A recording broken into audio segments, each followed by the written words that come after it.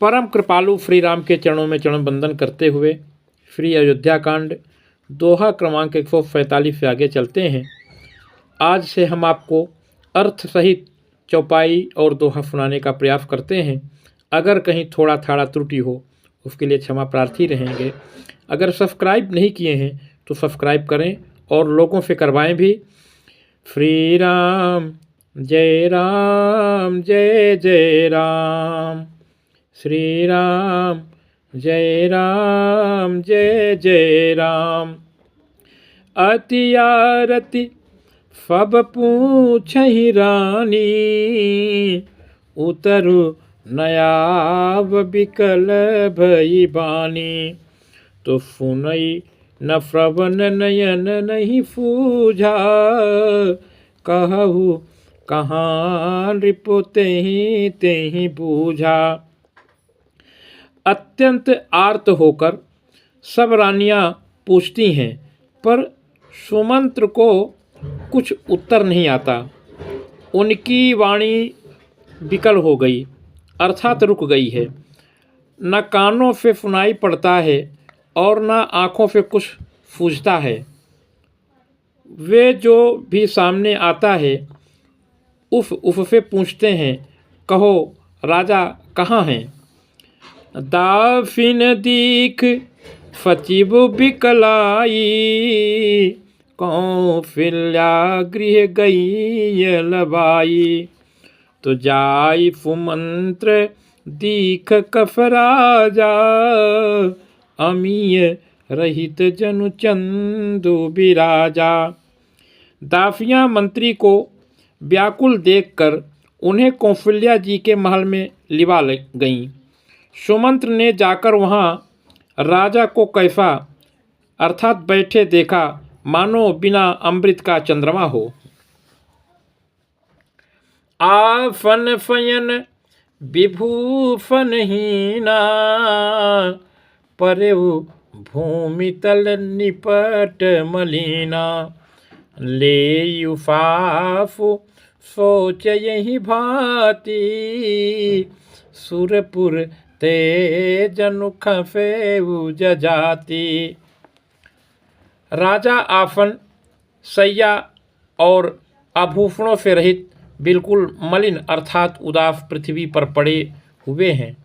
वे लंबी सांसें लेकर इस प्रकार सोच करते हैं, मानो राजा ययाति स्वर्ग से गिरकर सोच कर रहे हों। लेत सोच भरी बिनु छिनु छाती, जनु जरी पंख परेउ संपाती।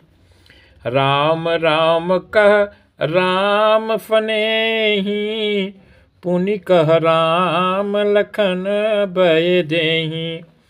राजा क्षण क्षण में सोच से छाती भर लेते हैं। ऐसी विकल दफा है मानो गीधराज जटायु का भाई अर्थात संपाति पंखों के जल जाने पर गिर पड़ा हो। राजा बार बार राम राम हाँ स्नेही अर्थात प्यारे राम कहते हैं, फिर हा राम हा लक्ष्मण हा जानकी ऐसा कहने लगते हैं। देखि सचिव जय जीव कही, कीन्हु दंड प्रणाम। सुनत उठे व्याकुल नृपति, कहु सुमंत्र कहाँ राम। मंत्री ने देखकर जय जीव कहकर दंडवत प्रणाम किया। सुनते ही राजा व्याकुल होकर उठे और बोले, सुमंत्र कहो राम कहाँ हैं। तो भूप सुमंत्र लेन उरलाई, बूढ़त कछु वधार जनु पाई। सहित फनेह निकट बैठारी, पूछत राउ नयन भर भारी। राजा ने सुमंत्र को हृदय से लगा लिया, मानो डूबते हुए आदमी को कुछ सहारा मिल गया हो। मंत्री को स्नेह बफ पास बैठाकर नेत्रों में जल भरकर राजा पूछने लगे, राम कुशल कहु सखा फनेहि, अकहाँ रघुनाथ लखन भय देहि। आने फेर की बनहि फिधाए, सुनत सचिव लोचन जल छाए। हे मेरे प्रेमी सखा, श्री राम की कुशल कहो, बताओ श्री राम लक्ष्मण और जानकी कहाँ हैं? उन्हें लौटा लाए हो कि वे वन को चले गए? यह सुनते ही मंत्री के नेत्रों में जल भर गया। फोक बिकल पुनि पूछ नरेशु, अकहु सिया राम लखन संदेशो। राम रूप गुण शील सुभाव, सुमिरि सुमिर युर सोचत राव। शोक में व्याकुल होकर राजा फिर पूछने लगे, सीता राम और लक्ष्मण का संदेशा हो तो कहो। श्री रामचंद्र जी के रूप गुणशील और स्वभाव को याद कर करके राजा हृदय में सोच करते हैं।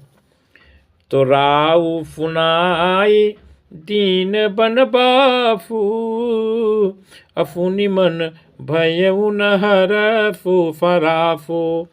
सो फुत बिछुरत गए न प्राणा, अको पापी बड़ मोहि समाना।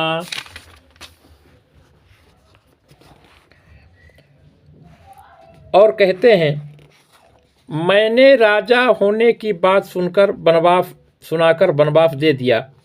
यह सुनकर भी जिस अर्थात राम के मन में हर्ष और विषाद नहीं हुआ, ऐसे पुत्र के बिछुड़ने पर भी मेरे प्राण नहीं गए। अब मेरे समान बड़ा पापी कौन होगा? सखा राम सिया लखनु जहाँ, तहाँ मोहि पहुँचाओ। नाहित चाहत चलन अब प्राण कहूँ पति भाव।